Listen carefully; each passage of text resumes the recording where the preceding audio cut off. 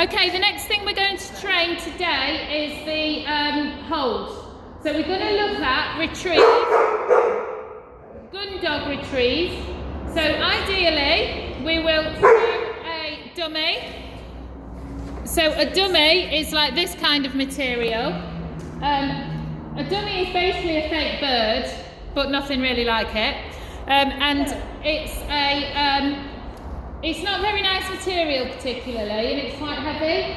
So for dogs, when they're first learning a retrieve, sometimes it's better to teach them with something that's a little bit nicer for them to touch and hold. So I've brought with me instead some paint rollers. So paint rollers of different sizes. So what we're going to teach the dogs is to three different components to a retrieve. The first component is they are sent towards the item we want them to bring back.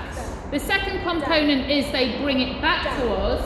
And the third component is they hold it in front of us, in their mouths, and then give it to our open hands.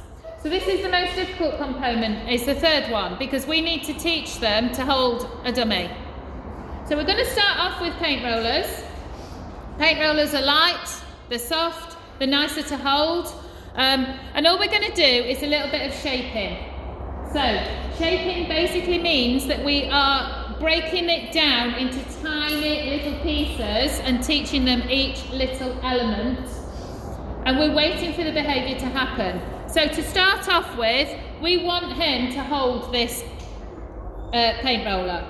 So what we're going to do first is put it on the floor. Good. Any interaction, we're going to mark and reward. Good. Right, he thinks it's a nose touch now. So what I'm going to do, because he's been taught to touch something that's on the floor, doing a nose touch, I'm going to just pick it up and see if he puts his mouth around it. And I'm waiting for the behaviour to happen. Put it down. So we'll wait for an interaction with it. What is it? What's that? Any interaction, I'm going to mark on reward. At the moment, he's got no idea. Yes, good. So then he put his mouth around it. So I've marked it and rewarded it. So I'm now not going to reward any kind of other interaction other than the mouth around. So I'm going to ignore any nose touch, I'm going to ignore any paw touch. I'm literally, yes. So he put his mouth around it again. So I marked it and then I rewarded it. He's starting to think, oh, I might not need to put my mouth around it maybe. Yes. So any mouth around, I'm now rewarding.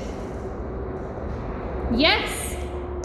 So what the next step now is I'm going to try and increase the duration that he's holding it for.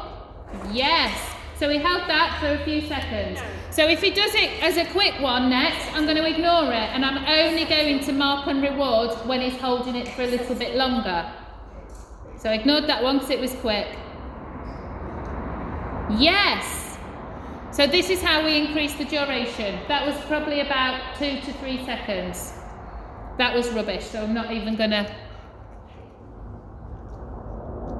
Can we hold? Good.